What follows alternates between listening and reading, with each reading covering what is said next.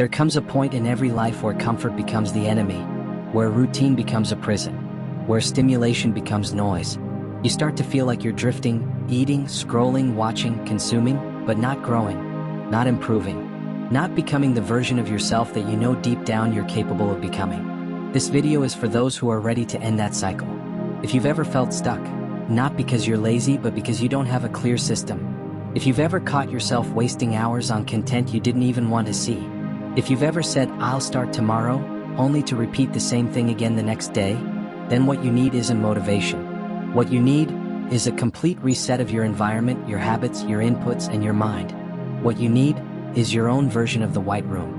Not a physical place, but a state of being. A mindset. A system of pressure, isolation, challenge, and growth that reprograms how you think, how you act, and what you become. And you don't need to disappear from the world to build it.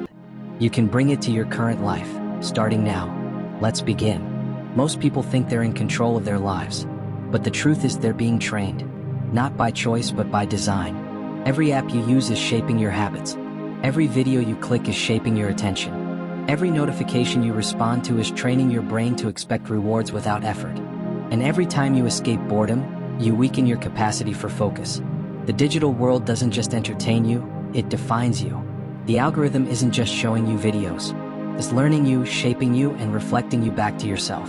If your feed is filled with distractions, drama, and noise, that's not random. That's who the algorithm believes you are. So, to begin your transformation, you must erase the version of yourself that the system thinks you are.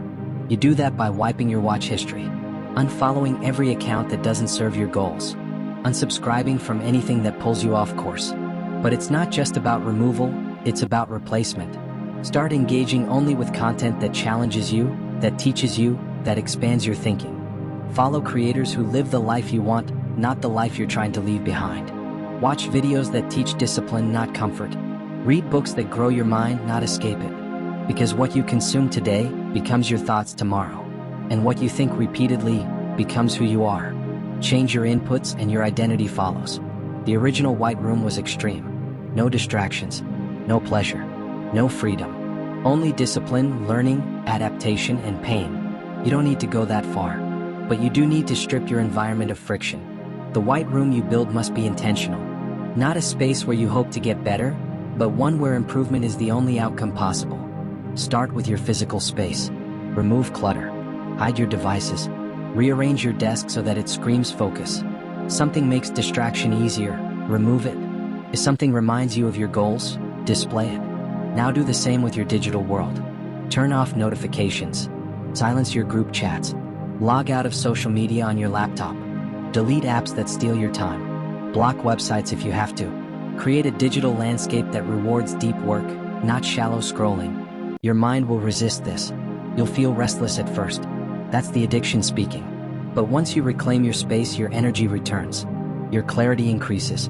You begin to think again, deeply, creatively, without noise.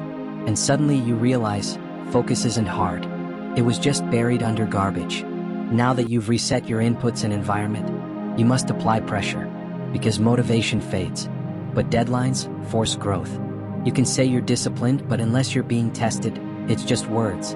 That's why you need to sign up for something real. Something public. Something with a risk of failure. It could be a marathon, a fitness competition, a live presentation, or an exam you commit to taking. Anything that demands preparation, with a date on the calendar and no escape route. When you do this, everything changes. You don't get to say, "I'll skip today." You don't get to postpone progress, because you know what's coming. This activates a primal part of your brain, the survival response. Discipline stops being a choice. It becomes instinct. And when the day arrives, win or lose, you walk away sharper, faster, more dangerous. Because you didn't just talk about becoming stronger, you lived it. And the next time pressure comes, you won't fear it. You'll recognize it as your training ground. We live in a world that steals your attention 1 second at a time. But focus is not dead. It's just weak, and like a muscle, it can be trained. The easiest way? Stop stimulating your brain every second of the day. Don't wake up and grab your phone. Let your thoughts breathe. When you walk, just walk. No music. No podcast. No scrolling. When you eat, just eat. No shows. No TikTok. No stimulation. Let your brain experience boredom again. Let it stretch. Because every moment you spend in silence is a moment your mind gets stronger. You'll start to think more clearly. You'll begin solving problems while doing nothing. And eventually, you'll enter a mental state most people never reach: sustained, effortless focus. It won't happen overnight, but the transformation is real and permanent. Focus isn't something you get, it's something you build, brick by brick, silence by silence. Here's the harsh truth most avoid. If you don't train yourself to handle pain, life will do it for you. And when it does, you won't be ready. That's why part of your white room must be voluntary discomfort. Not just physical, but emotional, mental, social. Start small. Take cold showers. Not because they're magical, but because they hurt and you choose them anyway. Fast for a day. Feel the hunger, then realize you're still alive, still in control. Speak up when your voice trembles. Lead when you'd rather follow. Stretch beyond what feels safe. These moments aren't punishments, they're preparation. Every time you endure what most people avoid, you carve out a mind that doesn't break. You're rewiring your nervous system, strengthening the part of your brain that says, I can handle this, instead of, I need to escape. And one day when life hits you with something real, loss, rejection, failure, you'll stand taller. Not because it's easy, but because you've practiced suffering before it mattered. Most people are fragile because they've never trained for pain. You won't be one of them. Fear is not the enemy, it's the compass. But for most people, fear controls everything. It sits in the back of their mind and whispers worst-case scenarios that paralyze them. That's why your white room must include mental rehearsals, the Stoic way. Each morning, take 5 minutes. Write down the worst that could happen today. Truly, imagine it. Failing the test. Embarrassing yourself during the presentation. Getting rejected. Losing money. And then, accept it. Not emotionally.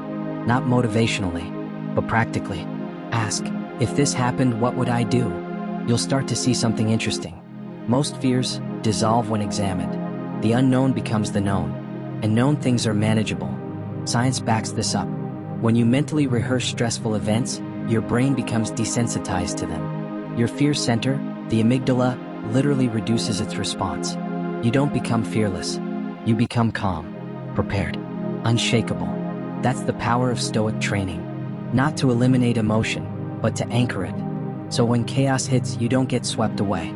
You remain. This is not a lifestyle trend. This is not about doing what's popular or what looks good on social media.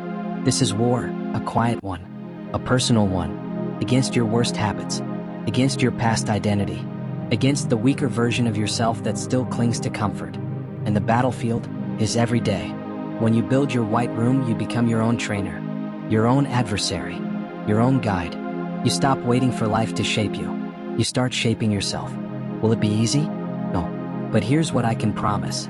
When you change your inputs, when you control your environment, when you invite pressure, when you train your mind, when you face your fears, you will become someone unrecognizable. To your past self, to those who underestimated you, even to those who once knew you best. You'll walk different, think different, work different.